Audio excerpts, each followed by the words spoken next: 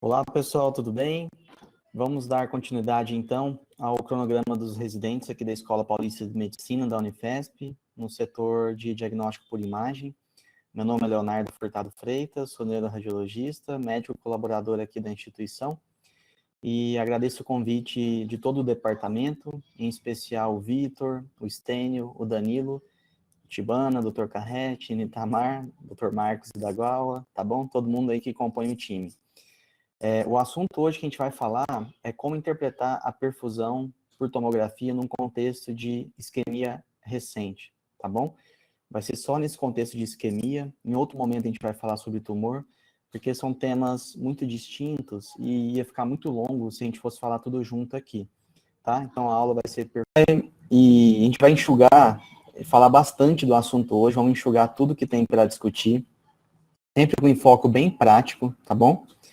E até é bom que a aula está sendo gravada, de modo que a gente não tem um tempo muito fixo aqui para a gente discutir, a gente vai poder falar com calma, todos os conceitos, várias vezes, para vocês fixarem o assunto, e se mesmo assim persistirem dúvidas, podem me encontrar aí na instituição, me perguntar, eu estou à disposição, tá certo? Então vamos começar? Antes de entrar propriamente dito no tema, eu resolvi abordar da seguinte forma. É um jeito que eu sempre falo para os residentes. Quando vocês estão fazendo um Doppler de carótida, por exemplo, a última coisa que a gente faz no Doppler é jogar o Doppler e estudar as ondas, enfim. Então, primeiro a gente vai avaliar o exame no modo B, correr todas as imagens nos cortes axiais e longitudinais, jogar o Doppler colorido e depois o Doppler pulsado e as ondas, né, propriamente dito. Aqui, na perfusão tomografia, eu queria que vocês tentassem seguir o mesmo raciocínio. Ou seja, um paciente que chega com protocolo stroke, que vai fazer perfusão, anjo, átomo sem contraste, a última coisa que vocês vão olhar são os mapas de perfusão. E já vocês vão entender por quê, tá? Então, um passo a passo que eu sugiro a vocês é, primeiro, abrir as imagens sem contraste, excluir a hemorragia, tanto extraaxial quanto intraaxial. Depois, rodar as imagens de anjo com o olho fixado num único objetivo. Ver se tem algum vaso ocluído ou com uma estenose significativa. A partir daí, olhar as colaterais e depois disso é que vocês vão avaliar os mapas de perfusão. Por quê?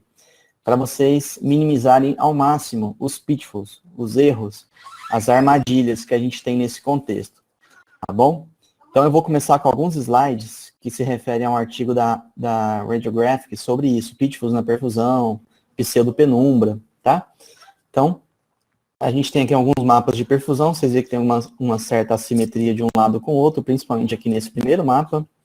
Nada mais é do que o paciente tem uma placa, uma estenose importante, crítica aqui nas bifurcações carotídeas, principalmente do lado esquerdo, comprometendo a hemodinâmica do sistema carotídeo desse lado.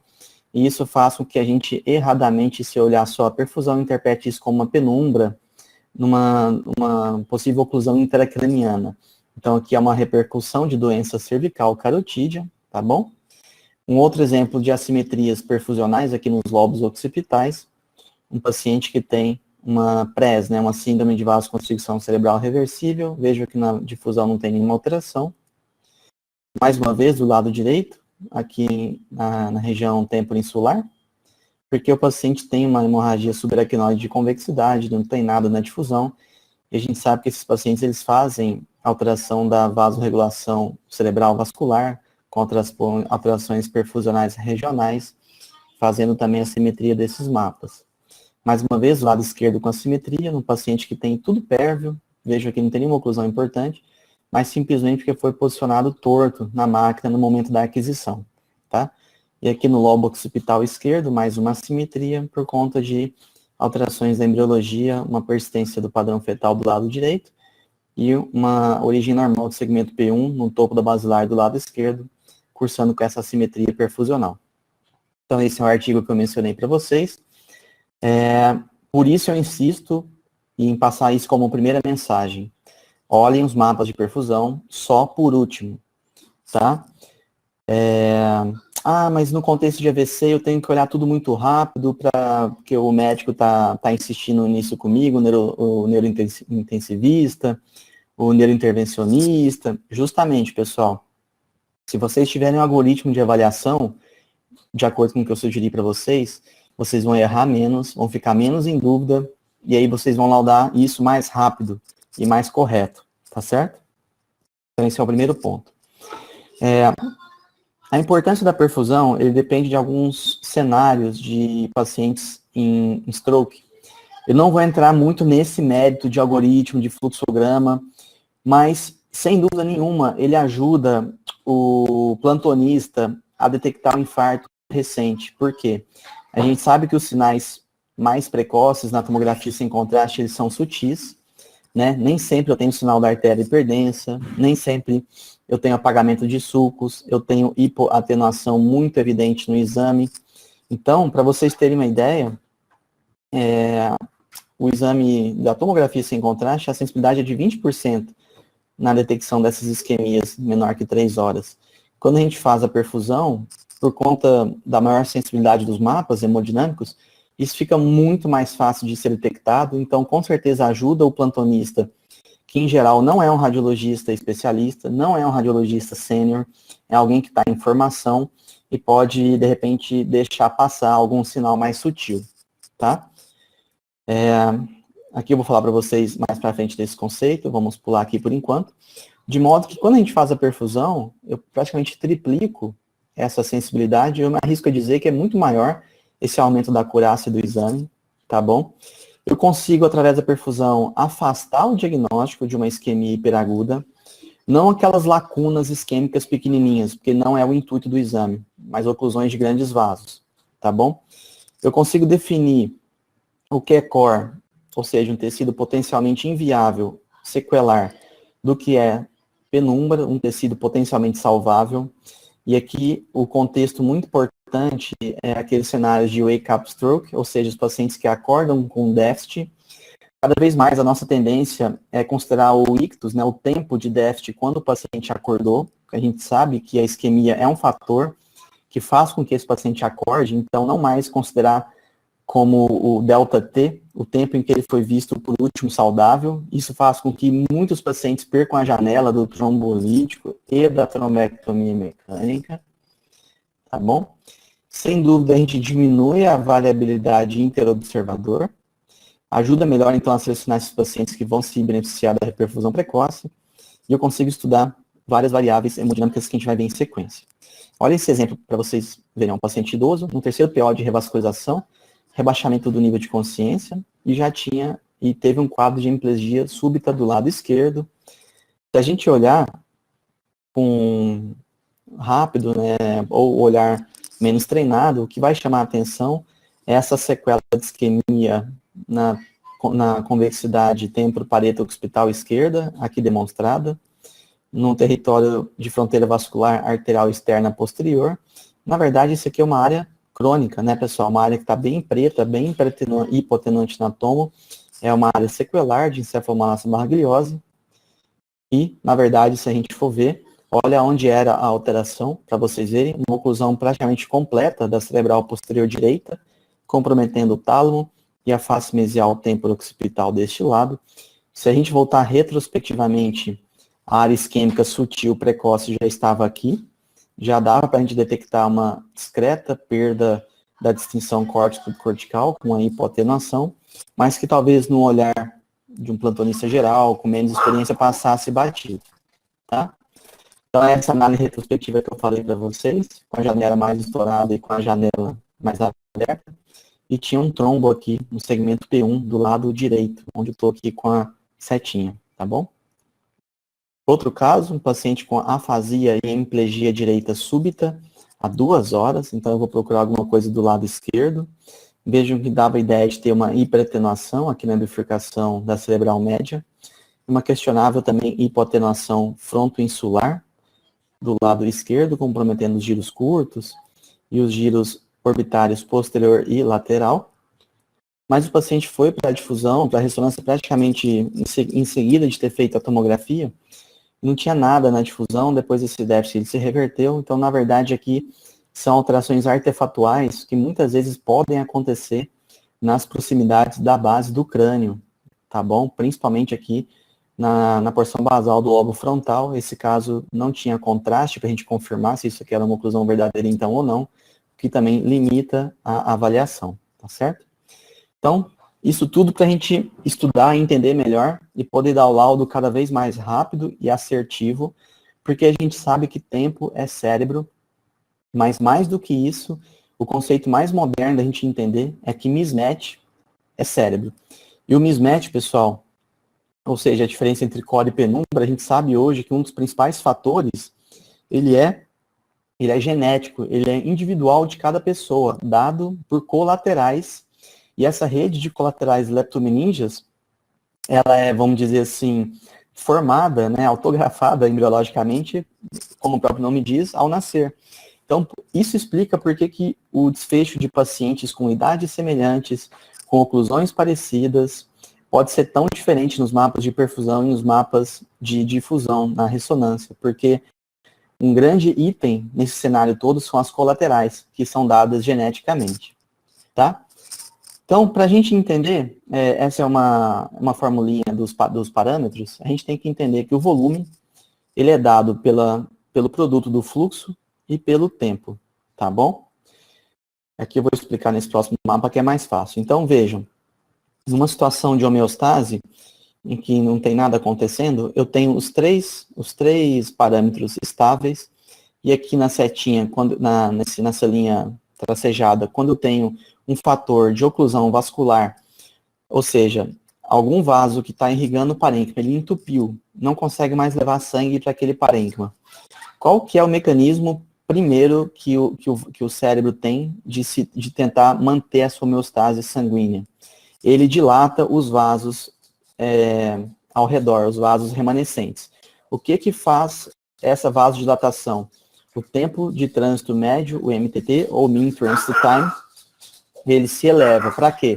Para fazer com que o sangue consiga perfundir aquele tecido o melhor tempo possível para extrair o oxigênio a partir daí, tá bom? Então, essa vasorregulação, essa vasodilatação, ela é compensatória, tá certo? De modo que no início, mesmo com o fluxo sanguíneo reduzido por conta dessa redução dessa oclusão vascular, o volume ele pode até aumentar um pouquinho no início.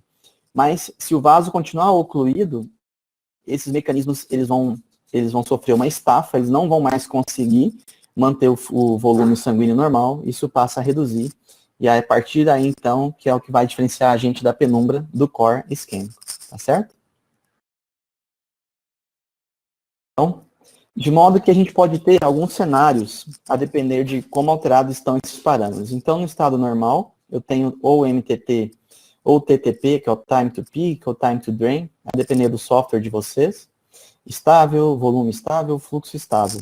Quando eu tenho uma hiperemia benigna, por exemplo, um inchaço cerebral num paciente que operou recentemente, um pós-ictal, eu posso ter o tempo de trânsito aumentado, posso ter o volume até aumentado, sem alterações significativas no fluxo.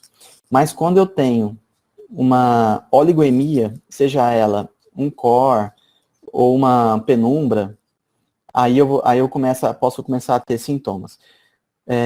Comum a ambos, o fluxo está reduzido e o MTT está aumentado, como eu falei para vocês. É o primeiro mecanismo compensatório que o cérebro lança mão. E se ele continuar conseguindo suprir a necessidade energética, metabólica daquele tecido, mantendo o volume igual ou até mesmo um pouquinho aumentado no início, tudo bem, entre aspas, né? Vai ser aquele mecanismo de penumbra que, se não corrigido a tempo, vai acabar evoluindo para o core isquêmico. E aí o grande diferencial nos mapas de perfusão é o valor aqui do comportamento do volume, tá bom? Já já a gente vai entender isso melhor, não se preocupe, a gente vai repetir isso várias vezes até o fim da aula.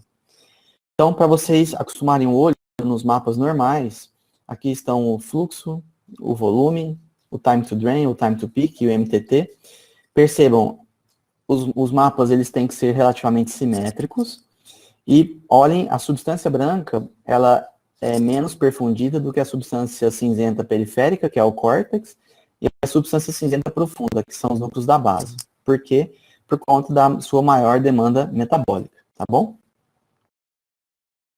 Então, vamos conceituar alguns parâmetros hemodinâmicos. Primeiro, que é o core isquêmico, que eu já falei para vocês, é aquela isquemia irreversível, que não tende a se beneficiar das terapêuticas. É a área que a gente conhece como infarto, tá bom? Como é que ela se comporta? Sempre tempo de trânsito aumentado e o CBF e o CBV reduzidos, tá? Então vejam, tempo de trânsito aumentado em praticamente todo o território superficial e profundo de irrigação da cerebral média direita e o fluxo e o volume reduzidos, tá bom? Se vocês observarem, tem uma sutil hipotenuação nessa região, mas é difícil porque é uma isquemia hiperaguda, tá certo? Mas, em geral, essa correlação com a tomografia computadorizada sem contraste, ela se faz bem. O que eu estou querendo dizer com isso? As áreas que a gente conseguir caracterizar, fechando bem a janela, mais ou menos cerca de 30 unidades Hounsfield de parâmetro, tá? E a gente conseguir caracterizá-las como hipoatenuante, em geral, isso é o core isquêmico. A área de penumbra, a gente não consegue detectar na tomografia sem contraste, geralmente, tá bom? Vou passar isso aqui. Penumbra. Penumbra é aquela área que está sofrendo com a hipoperfusão, mas ainda é uma isquemia funcional, ela é potencialmente salvável. Como é que eu vou diferenciá-la nos mapas em relação ao core? O MTT também vai estar alto, o CBF vai estar baixo, mas esse mecanismo compensatório, ele ainda vai conseguir manter o volume estável, ou às vezes um pouquinho aumentado, inclusive, tá bom? Então aqui, o MTT aumentado, o fluxo baixo, mas o volume relativamente estável, tá? E eu não vou caracterizar essa área na tomografia sem contraste, mesmo fechando bem a janela, tá bom?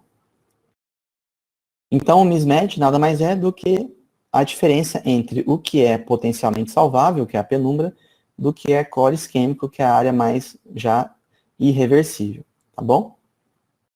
Eu deixei isso aqui no slide para relembrar vocês a janela de trombose, atualmente cerca de 4 horas e meia, e um conceito que a gente tem que lembrar que não é porque o vaso foi recanalizado que o parênquima foi reperfundido.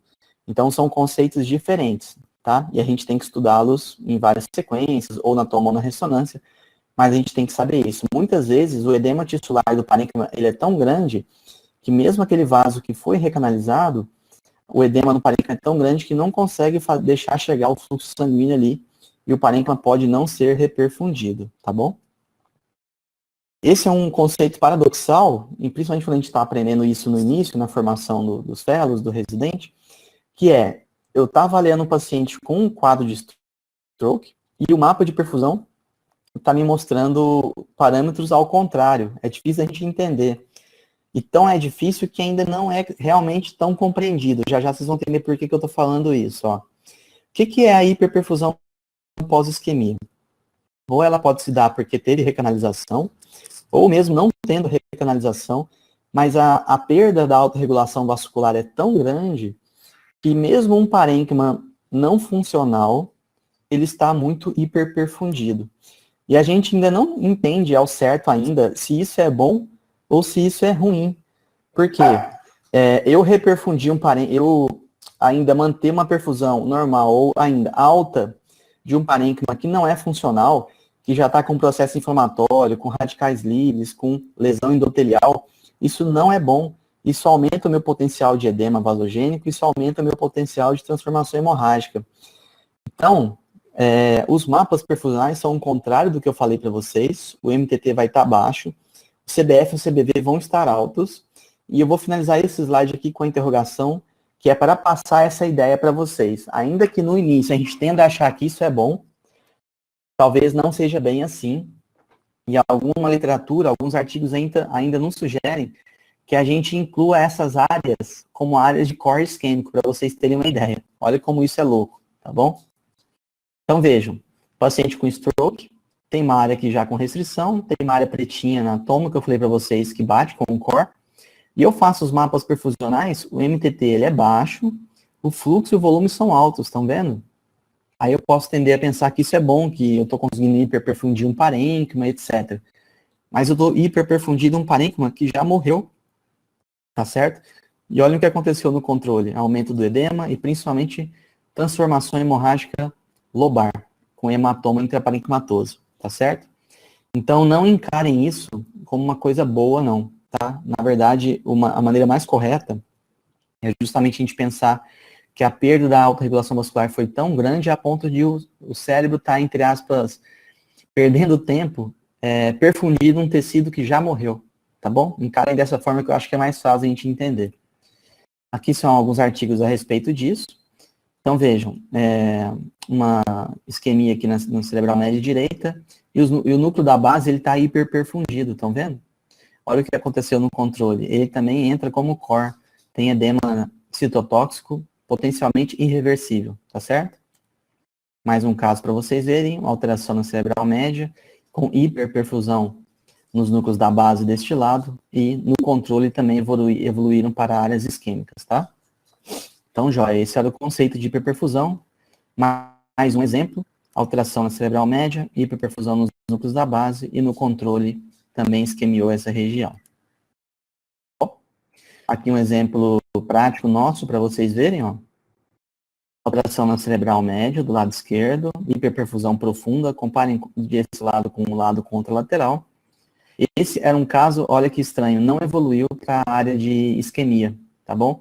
Para vocês verem que o entendimento disso ele é difícil mesmo, a gente não consegue prever quais pacientes vão evoluir também para áreas de isquemia, quais não vão, mesmo tendo essa alteração de hiperperfusão que eu mostrei para vocês, tá certo? Mas na prática, os artigos colocam isso, a maioria dos casos que eu acompanhei também, acabam evoluindo para isquemia nessas regiões, tá certo?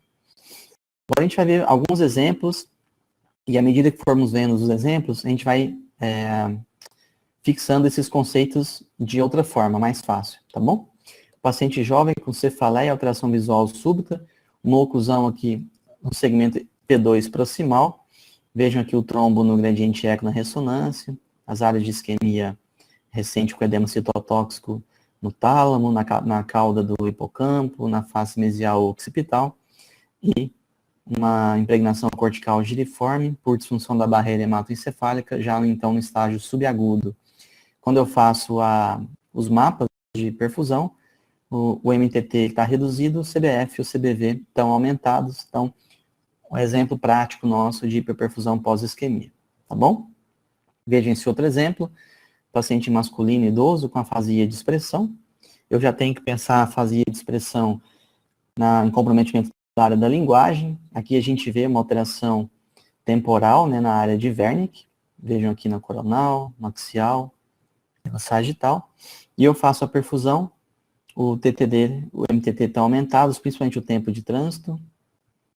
O fluxo, ele está aumentado um pouquinho e o volume também está um pouquinho aumentado. Tá bom? Também é um conceito de hiperperfusão pós-isquemia, ainda que não esteja tão reduzido o tempo de trânsito, mas o volume e o fluxo estão aumentados, tá certo?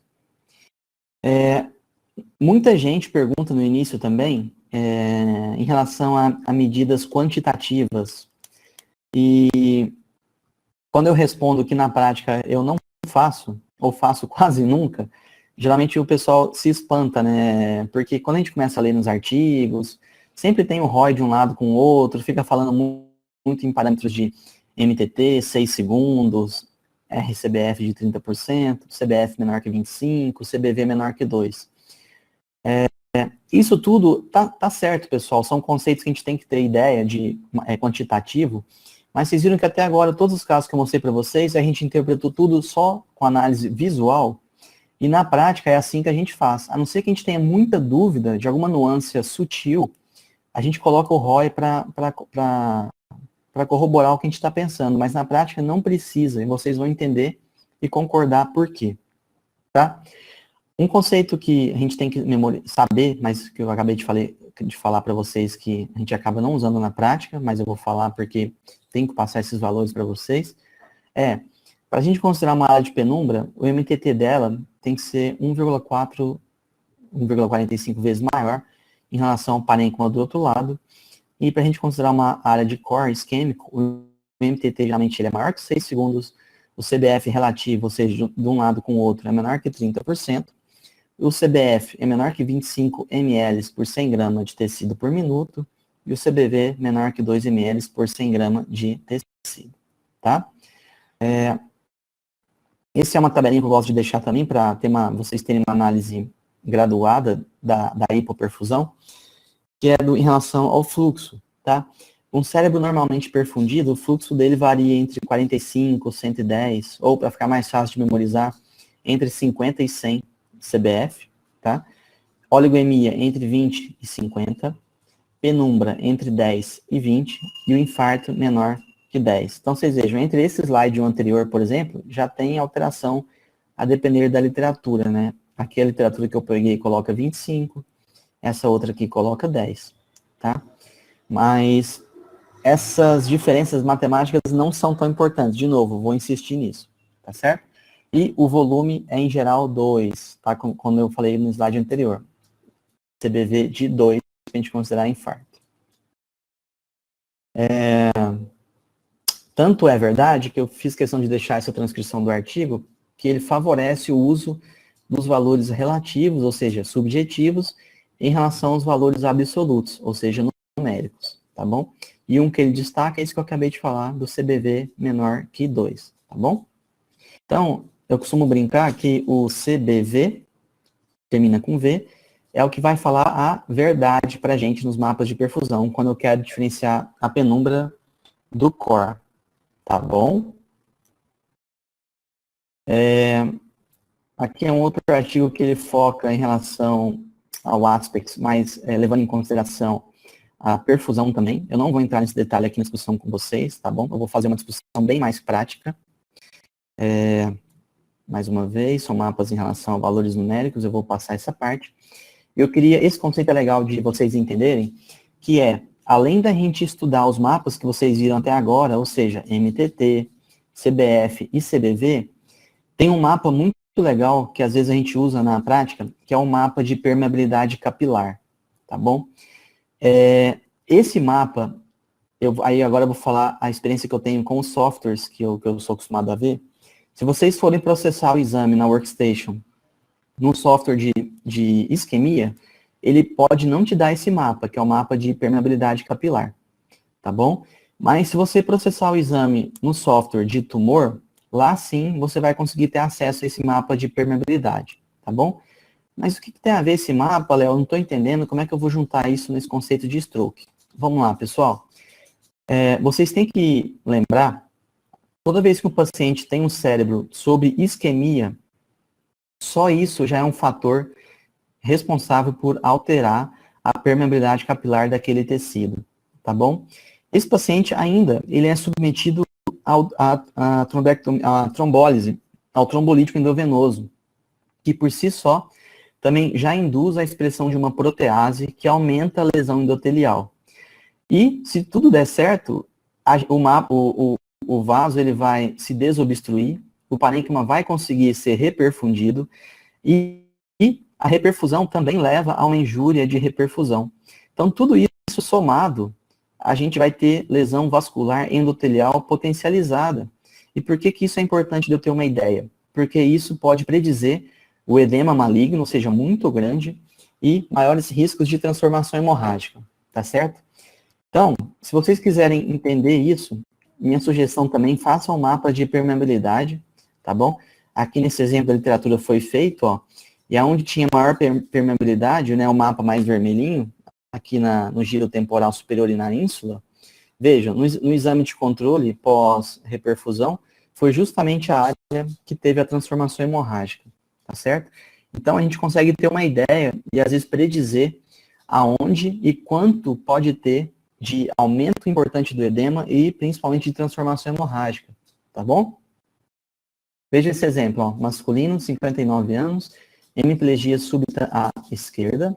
Eu vejo aqui já um apagamento sutil na ínsula, no núcleo lentiforme, na região opercular.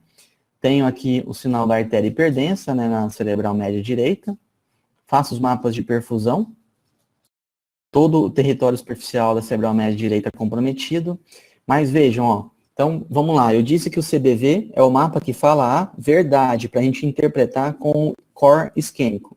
E vocês vão ver que nos próximos exemplos, várias vezes eu fiz questão de deixar o valor numérico para corroborar o que a gente já tinha diagnosticado e interpretado nos mapas subjetivos, sem olhar os números, tá bom? Mas para vocês verem que dá certo. eu tenho aqui muita vasodilatação. Geralmente os mapas de MTT e Time to Drain ou Time to Peak, eles são superponíveis aos mapas de CBF, e a diferença visual é o que vai me dar a penumbra e o core. Então, no mapa de volume, tá aqui, CBV, o que continuar escurinho é o core.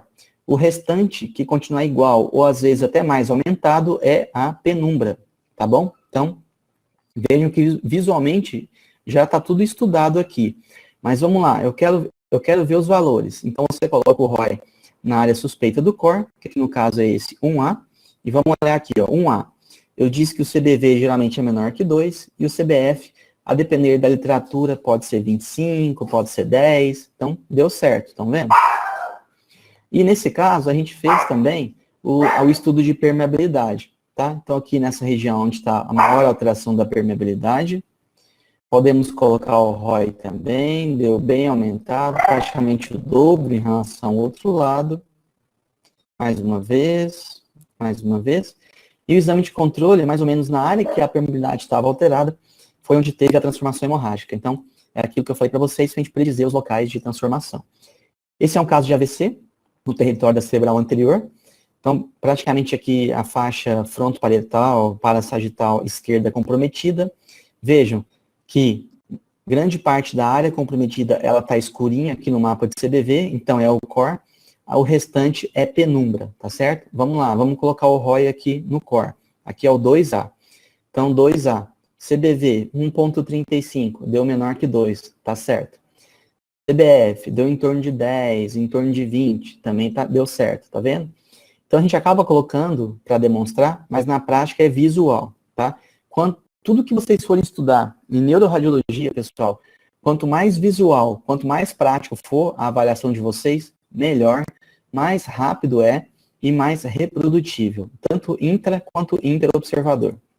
E a gente também fez um mapa de permeabilidade, vejo nessa região bastante alterado, e no exame de controle foi justamente onde teve essa piora aqui do edema citotóxico, e no controle mais tardio, onde a gente teve a transformação hemorrágica, tá certo? Aqui para confrontar um mapa com o outro, bateu certinho a área de alteração da permeabilidade. Tudo bem? Vejam esse caso, ó, uma paciente feminina de 42 anos, tinha sensação de fraqueza no braço esquerdo há 4 horas, e também alteração visual. Era uma paciente complicada, tinha histórico psiquiátrico, uma perda familiar recente, o médico assistente estava até em dúvida se esse quadro isquêmico ele era real ou somatizado, de modo que esse foi o HD que chegou para a gente, entre AVE e transtorno psiquiátrico. Na tomografia sem contraste, difícil dizer alguma coisa, né? Se a gente forçar talvez um questionável hipotenuação aqui lenticular, insular, opérculo temporal, e nos cortes mais basais, parecia que tinha um sinal da artéria cerebral média de hiperdensa aqui na bifurcação, o que foi comprovado e ainda de forma mais extensa no exame de angiotomo, uma oclusão proximal, né, no segmento M1, com pouca circulação colateral, confirmando então o diagnóstico de isquemia, que às vezes não é tão claro assim para o médico assistente, tá? E aqui nos mapas perfusionais, mais uma vez, tempo de trânsito bastante aumentado, superponível ao mapa de CBF, mas quando eu olho o mapa de CBV, aquela área lenticular, insular, cabeça do caudado, que estava muito difícil de ver no exame sem contraste, foram confirmadas já como sendo core isquêmico, então o restante tudo é penumbra. De novo, CBV menor que 2, então está tudo batendo. Alteração de permeabilidade, principalmente na profundidade cerebral. E no exame de controle, o paciente mexeu, mas deu para a gente ver que evoluiu para edema citotóxico e uma isquemia, então, potencialmente irreversível, justamente na área com alteração da permeabilidade, a transformação hemorrágica. Então, eu mostrei pelo menos acho que 3 ou 4 exemplos para vocês, que é um mapa que traz informação legal para a gente, e se vocês puderem, façam na prática também, tá bom? Deixa eu passar os próximos conceitos importantes, para a gente não perder muito tempo com teoria não prática. Aqui é legal. É o estudo da perfusão para a gente excluir stroke mimickers, tá bom? Então, olha esse exemplo. É um paciente jovem, homem, de 33 anos, com queixa de anestesia e parestesia à esquerda, na face e no pescoço, depois foi para o braço, depois foi para a perna. Na tomografia sem contraste, nada nos chama a atenção. Quando eu faço os mapas de fluxo e volume, eles estão reduzidos, mas percebam que não segue um território vascular bem definido, pega uma parte de irrigação da cerebral anterior e da cerebral média, ou seja, não me parece uma oclusão vascular verdadeira, nada mais é do que uma migrânia complicada com alteração perfusional, tá bom? Um outro exemplo também, no mesmo cenário, difusão normal, flare normal, e o mapa de tempo de trânsito também pegando um pouco aqui de ramos distais posteriores da cerebral média, um pouquinho de artéria cerebral posterior, mas nada disso confirmado no flare, principalmente na ressonância, também um caso de migrânia complicada, que é um cenário frequente na rotina, tá, pessoal? Mais um caso, paciente jovem, mulher, com cefaleia latejante à esquerda e uma hemiplegia à direita. Se a gente tiver um olhar muito atento, mas é difícil, parece ter um discreto inchaço cortical, com um pouco menos de sulcos do lado esquerdo em relação ao lado direito. No T2 também, na difusão a gente não via nada. E a gente faz o mapa perfusional, bastante alteração da perfusão tissular, com redução do MTT e aumento do volume e fluxo sanguíneo cerebrais, também um outro caso de migrânia complicada, certo? E, por fim, uma outra entidade que pode ser um stroke mimicker, que é essa linfocitose com déficit neurológico.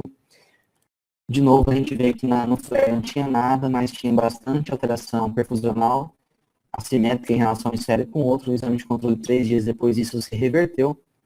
Essa entidade ela é conhecida como linfocitose com déficit neurológico, tá bom? Mais exemplos, paciente masculino de 57 anos, com hemiparesia à direita. Do lado esquerdo parecia ter o sinal da artéria hiperdensa, sinais sutis aqui de isquemia na região frontotemporinsular esquerda. A gente faz a perfusão, a gente confirma que tem uma área, principalmente no território superficial, de irrigação da artéria cerebral média esquerda comprometida, e o mapa de CBF superponível.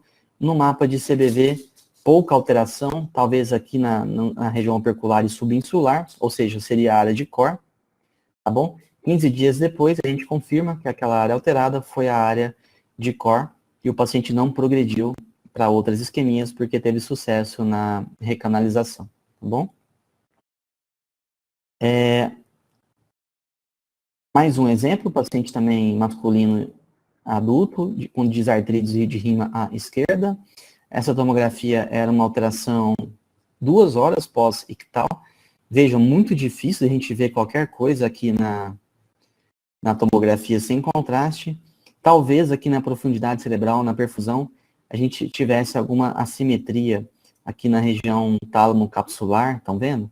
Onde estou mostrando para vocês, mas muito difícil. E de novo eu reforço, a tomografia não tem obrigação, e a perfusão TC também não, de detectar lacunas isquêmicas, tá, pessoal? A resolução não é para isso, mas algumas vezes a gente acaba conseguindo detectar, tá? Então aqui vocês veem na ressonância, na região que eu falei para vocês, a área de isquemia, uma lacuna isquêmica recente, em território de artérias lenticuloestriadas laterais, tá bom? Retrospectivamente era aquela área que eu falei para vocês, a gente coloca o ROI, aqui é o ROI 1A, mais ou menos um CBV próximo a 2, né, e um CBF também próximo a 10, mostrando então a área de isquemia, tá bom? Então, esses são artigos relacionados a esse cenário de lacunas que a gente pode conseguir caracterizar nas perfusões por tomografia. Desculpem, mas, de novo, não é a obrigatoriedade do método, tá bom? Mais um conceito aqui em relação ao flare. Qual é o entendimento nosso do flare quando a gente vê vasos leptomeníngeos hiperintensos no flare, tá bom?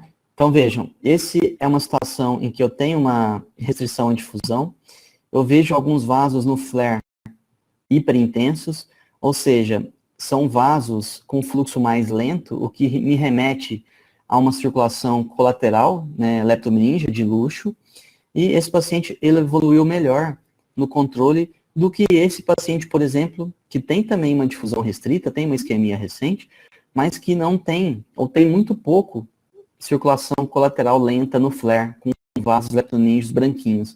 Olha como evoluiu bem pior. com mapas de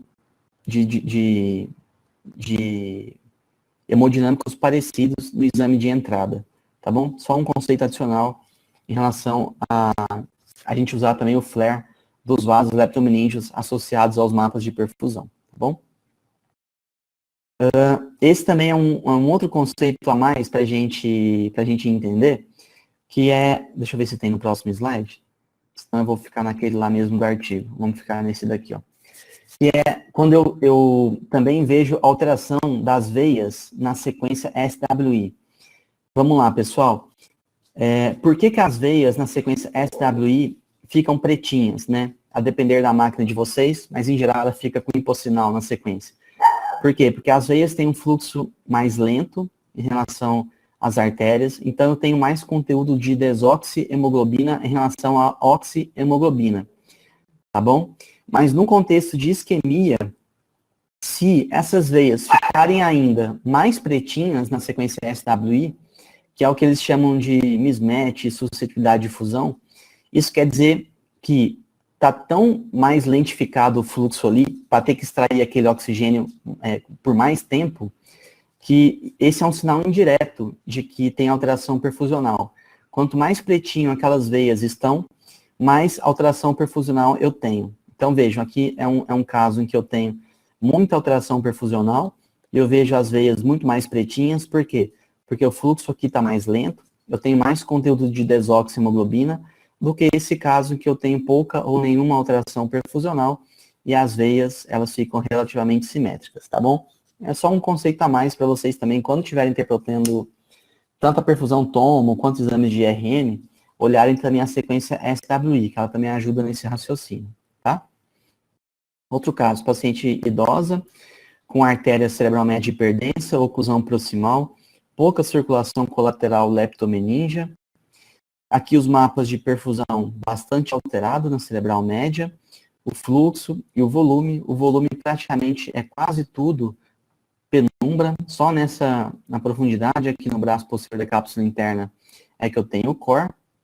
Também fizemos o mapa de permeabilidade capilar, alteração principalmente na profundidade cerebral, e nos exames de controle, inclusive o core isquêmico, inclusive a área de penumbra, ela progrediu para a área de core isquêmico, essa paciente não foi tratada, e no SWI, para mostrar que bateu aquela região de alteração da permeabilidade com a transformação hemorrágica, e esse exemplo é para reforçar o que a gente aprendeu agora há pouco do SWI. Vejam como no lado da alteração perfusional, eu tenho muito mais vasos pretinhos do que no lado normal. Ou seja, o fluxo aqui está tão lento que aumentou a taxa de extração de oxigênio para aquele tecido, e eu tenho muito mais desoxihemoglobina aqui do que aqui, tá certo? Esse é um outro cenário também que às vezes a perfusão pode ajudar a gente, e olha que interessante, é uma paciente adulto jovem, mulher, tinha suspeita de AVC isquêmico na fossa posterior. Não lembro se agora era uma tontura súbita, um déficit de marcha, mas olhem os mapas, ó. O tempo de trânsito está aumentado, tanto aqui no TTD quanto no MTT, o fluxo está relativamente simétrico, mas o volume está muito alto. Então, vejam que é um padrão perfusional estranho para o que a gente conversou até agora de situações de isquemia arterial, né? Não se encaixa nem num core, nem numa hiperperfusão pós-isquemia, talvez uma área de penumbra, mas enfim, tá esquisito, não segue muito o território vascular. E, olha, na verdade, esse caso é um caso de trombose, né, daqui do seio sigmoide, transverso, até o bulbo da veia jugular. E esse padrão de perfusão que a gente está vendo, na verdade, é um padrão de congestão sanguínea. Né? Por que é um padrão de congestão sanguínea? Tanto o TTD quanto o MTT, eles estão alargados, né, estão aumentados, e o fluxo está normal, o volume está muito alto, ou seja, é um padrão de congestão. O sangue está chegando e está com dificuldade de ser drenado, né? Daí a congestão, daí o entendimento dessas alterações perfusionais que vocês acabaram de ver, tá certo? E a gente pode interpretar também esses padrões e usar os mapas de perfusão nos contextos de trombose venosa, inclusive para tentar predizer o que é edema vasogênico que pode se reverter, o que é o infarto venoso que pode tender a ser mais irreversível. Não só pelo aspecto da difusão, quanto mais difusão o infarto venoso, maior a tendência a ser irreversível, mas ainda assim ele é muito mais reversível do que nos infartos arteriais, e também os mapas de perfusão podem nos ajudar nesse contexto, tá bom? A gente está chegando no final da aula, e esse é um caso que eu aprendi bastante, eu coloquei aqui para passar para vocês. Olhem só, é um paciente masculino de 45 anos, com hemiparesia e disartria, o ictus a 45 minutos, e o NIH dele de entrada era 13, tá? O NIH é uma escala neurológica, né, funcional, para a gente estimar o déficit do paciente, eu não vou entrar muito em detalhe, mas quanto mais grave o déficit, maior o NIH, o do paciente era 13, né? Então, encaixava aqui num déficit moderado, tá bom? Aqui estão os itens que o neurologista avalia para graduar, não vou entrar em detalhe nisso aqui agora. Mas olhem só o nosso exame inicial, pessoal. A hemiplegia dele era à esquerda, então do lado direito a gente vê uma sutil alteração aqui na faixa insular, questionável no lentiforme e no braço posterior da cápsula interna, e tinha oclusão vascular com circulação colateral leptomeningia pobre em relação ao outro lado, tá bom? Aqui na setinha é o sinal do dot sign, era um raminho M2 da cerebral média hiperdenso, ou seja, um trombo interluminal recente.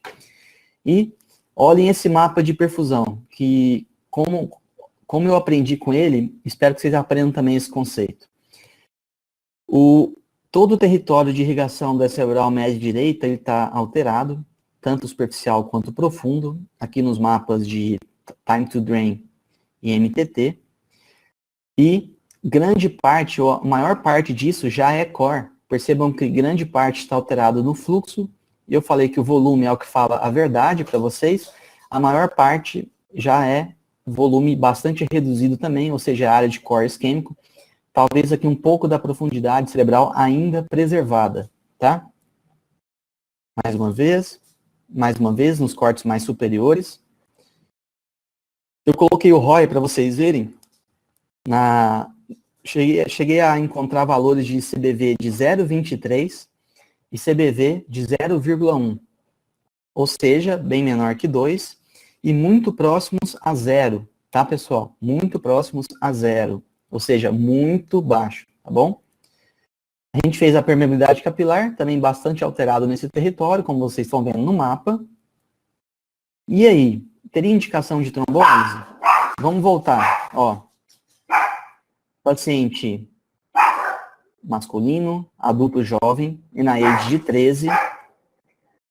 Aqui seria um aspects de 9, 8, né? Não mais do que isso, com pouca circulação colateral. Mas quando eu faço o mapa de perfusão, a mensagem que a gente está vendo é quase não tem penumbra, quase tudo é core. A gente vai investir, a gente vai fazer a trombólise, a trombectomia mecânica. O que vocês acham? Então vamos lá. Esse paciente foi feita a trombólise venosa e a trombectomia mecânica. Nesse momento, vejam, grande parte tem edema citotóxico na ressonância, comprometendo a ínsula, a região opercular, e um pouquinho aqui da transição entre o aspecto anterior do corpo e a cabeça do núcleo caudado. Aqui no flare, da mesma forma, com transformação hemorrágica petequial.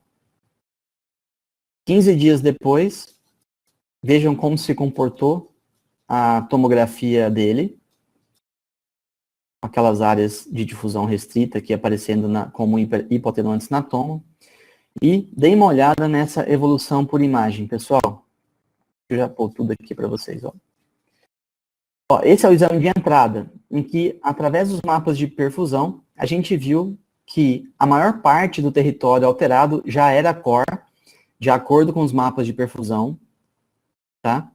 Mas vejam que nem toda parte que eu considerei como core isquêmico, ou seja, nem toda parte que estava muito escurinha aqui no mapa de CBV, se comportou assim, Ou seja, nem toda a área ficou com restrição à difusão no controle depois de um dia, e ainda, nem toda a área que eu achei que era irreversível, no exame de controle 15 dias depois, ela estava salva, ela não evoluiu para a área sequelar de encefalomalácia e gliose, tá bom? E de modo que o paciente de um NAE de 13 foi para 6, tá? Qual que é a grande mensagem que eu entendi desse caso? Será que realmente a gente entende a isquemia? Será que realmente tudo que numa foto estática de perfusão eu considerei como irreversível, será que realmente é assim em alguns instantes depois? E a gente hoje entende que não, tá? Então tudo isso tem que ser avaliado de forma dinâmica. E uma mensagem para vocês quando estiverem olhando os mapas de perfusão, que eu acho que talvez seja o grande ensinamento desse caso. Toda vez que vocês virem um CBV muito baixo, quando eu digo muito baixo, eu parei nesses slides para vocês verem de novo, é um valor muito baixo, próximo a 0. Cuidado, a gente pode estar superestimando a redução do CBV. O que eu estou querendo dizer com isso? Tudo bem, o volume pode ser baixo, mas ele pode estar tão baixo que a minha análise matemática aqui dos mapas de perfusão pode estar superestimando isso. Percebam que, inclusive, tem algumas regiões aqui, ó, que eu não tenho nem sinal perfusional nos mapas, ou seja, tem um aspecto artefatual, estão vendo? Ficou preto. Então, esse caso eu aprendi esse ensinamento, que é cuidado ao avaliar valores de CBV muito baixo, no próximo a 0. Talvez a gente esteja superestimando o core, tá bom? E mais ainda, nem toda área que eu acho que é core se comporta assim na ressonância, e nem toda área que eu achei que era potencialmente irreversível realmente evoluiu para.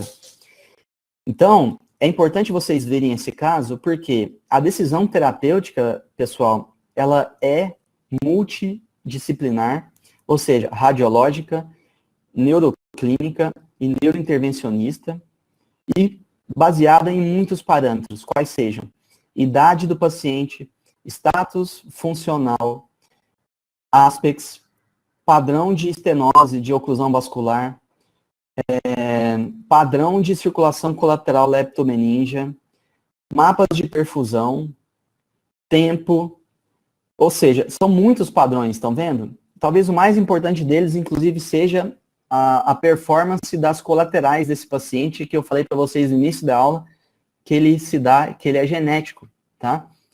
Então, para a gente fechar esse ensinamento, cuidado ao avaliar parâmetros isolados em imagem, tá? Isso deve ser avaliado em conjunto, tá bom? O paciente tinha uma tomografia boa, uma oclusão proximal, era jovem, tinha um bom status funcional.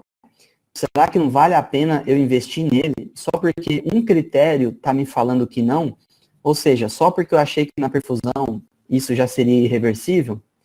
Fiquem com essa mensagem de interrogação para vocês pensarem a partir de agora, quando forem avaliar esses estudos de stroke, tá bom? Então, até que ponto entendemos a isquemia? Será que o core isquêmico pode ser reversível? É isso que eu conversei com vocês até agora. E esse mapa, inclusive, esse artigo, desculpa, fala a respeito disso, ó.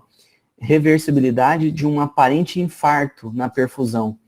Aqui, ó, para vocês verem, ó, a alteração perfusional, ela é tão baixa, próximo a 0, igual eu falei para vocês, que nem sinal perfusional a gente está conseguindo obter do mapa. Fez a difusão, não tinha nada. Então, se eu avaliasse só isso aqui, eu falo, tem um core isquêmico. Aí o paciente vai para a difusão e não tem nada, ou seja, não era um core isquêmico. Eu errei olhando o mapa de perfusão, tá bom? Então aqui é justamente isso, ó, quando os valores forem próximos a 0, cuidado, tá? Cuidado em valorizar essas áreas, a gente pode perder paciente que poderia se beneficiar da trombectomia. Tudo bem? Então, esse eu acho que é o último slide, ou um dos últimos. Algumas considerações finais. Para a gente avaliar esses pacientes, saber corretamente a história e o tempo de ictus. Pode parecer uma coisa óbvia, mas a gente sabe como é que são os pedidos que chegam para nós no momento do laudo. Muitas vezes não tem essa informação, a gente lauda o exame no escuro, e aí a chance de a gente errar é muito grande. Então, se esforcem em ir atrás da história, conversar com o neurologista, pedir para o residente, o fellow ou o técnico que está fazendo o exame nos ajudar nesse cenário da história clínica, tá bom? Sempre avaliar primeiro a tomo sem contraste, depois a anjo, e por último os mapas de perfusão, todos esses que a gente já conversou, o time to drain, o MTT, o CBF, o CBV e a permeabilidade. Com isso, eu posso confirmar ou excluir uma suspeita clínica de isquemia hiperaguda, e aqui eu reforço principalmente os conceitos de wake-up stroke, que a gente viu, e as situações de mimics de isquemia, a gente também viu várias, a gente viu trombose venosa, a gente viu migrânia complicada, a gente viu paciente posicionado torto na máquina, paciente com isquemia, com estenose crítica na bifurcação carotídea. Então, são vários exemplos. A gente pode ter também status pós-ictal, com paralisia de TOD, enfim, são vários, tá? Sempre ponderar o custo-benefício da terapêutica, predizer algumas complicações da isquemia e ou da trombólise. A gente aprendeu isso quando eu falei dos conceitos de permeabilidade para vocês. A gente expandiu alguns conceitos ao explicarmos a hiperperfusão pós-isquemia, a perfusão de luxo e a injúria de reperfusão. E sempre, isso também é muito importante, não esquecer das limitações do método. Seja porque ficou tecnicamente ruim, seja porque eu estou em dúvida na interpretação dos mapas de perfusão, como nesse último exemplo mostrado. Nunca é ruim você passar a dúvida para o médico assistente, eu sempre reforço isso. É muito mais elegante e sincero a gente passar a dúvida do que passar uma informação errada, que vai prejudicar o follow-up e a decisão da conduta, tá bom? Então, aqui estão todas as referências depois, vocês podem acessar aqui no slide para estudar melhor. E eu finalizo agradecendo a paciência e a atenção de todos vocês. Qualquer coisa estou à disposição, podem me encontrar na instituição e fazer perguntas, que a gente esclarece na medida que elas forem surgindo. Tá bom? Muito obrigado, mais uma vez, uma boa noite a todos. Tchau, tchau.